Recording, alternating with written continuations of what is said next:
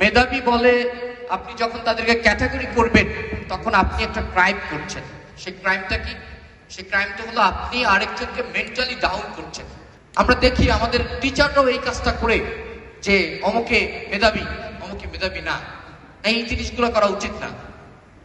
সবাই মেধাবী, তাকে ভালো পরিবেশ দেন, তাকে তার প্রতিভা বিকশিত করার সুযোগ দেন, সবাই একই কাজ করতে পারবে।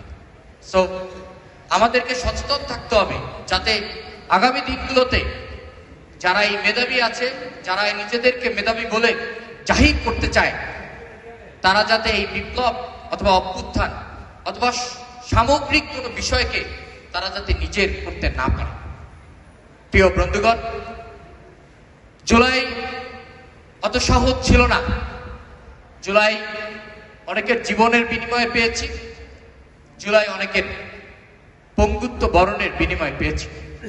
কিন্তু দেখি বাংলাদেশের একটা নির্লজ্জ, একটা ওভার কারাপ্টেড পার্টি, নিষিদ্ধ লীগ, এত মানুষ মারার পরেও, এত মানুষকে তার জীবনের স্বাভাবিক গতিপথ থেকে দূরে সরিয়ে দেওয়ার পরেও এখনো কেমন যেন মাথা ছাড়া দিয়ে উঠছে, এখনো কেমন যেন বলছে জুলাই সিডিআই।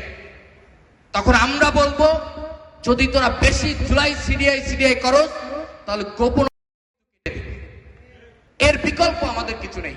আপনি যে নির্লজ্জ, তার সাথে যদি আপনি তেমন না করেন, তাকে শিক্ষা আপনি দিতে পারবেন না।